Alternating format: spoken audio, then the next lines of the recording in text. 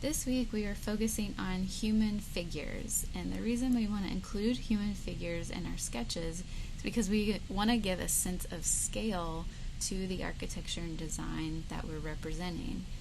This is from the architectural graphics book that you may or may not have if you're in other architecture classes, but I wanted to point out this visual here. You've got 3 rectangles that are the same size, but the size of the scale figure is different in each one, and it tells a lot about the space.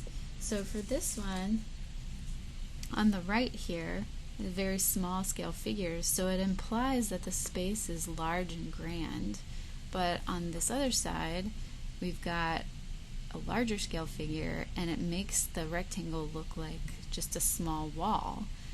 So you can tell a lot about the design and the architecture by including the correctly sized human figures within your scene.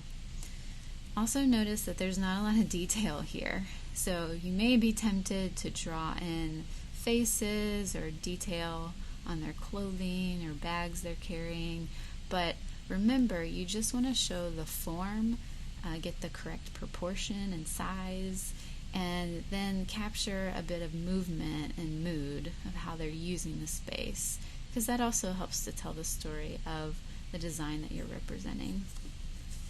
Now, we're all familiar with the stick figure. We are not drawing stick figures.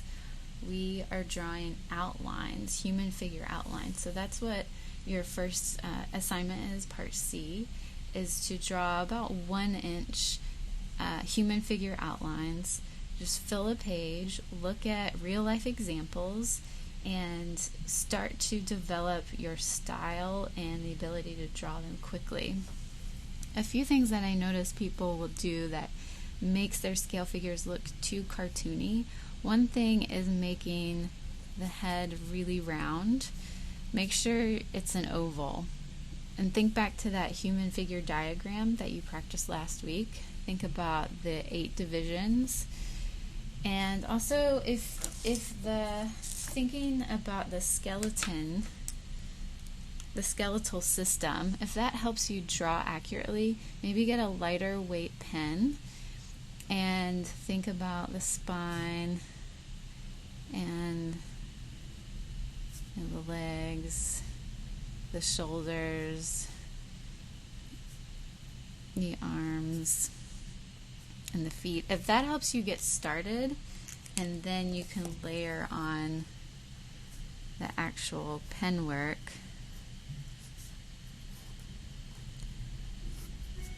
then go ahead and do that at first, and then you can, once you get more familiar with drawing the figures, you can eliminate that step. Another problem that I see sometimes is drawing the figure inaccurately or in a pose that's not very natural.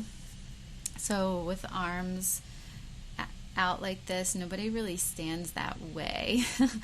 Usually your arms are closer to your body. And also think about the length of the arms. These look way too short. With legs too, sometimes they might be standing this way, so there might be particular instances, but often, even in the examples that you'll see on your part C of the assignment, the legs are closer together. Another thing to make sure you avoid is drawing the feet much too large. So this gives it a very cartoon-like quality, but we want to stay within a realistic realm where the poses are natural and it fits in seamlessly with your nice architectural sketch. So with part C, I think doing so many examples will get you there, and try to draw quickly, and also think back to that blind contour drawing where you're really focusing on the outline of the figure, almost like negative space, and that will help you get more of a realistic figure. Think about shoulders, Think about what their arms are doing. Are they holding on to something? Think about naturally having a bent leg while standing. Usually one leg will be bent. And then just a really light touch for the shoes. Maybe the other arm's like this. Maybe they have some sort of a hat on. And really that captures the movement very quickly. Remember to use your nice architectural lines as well.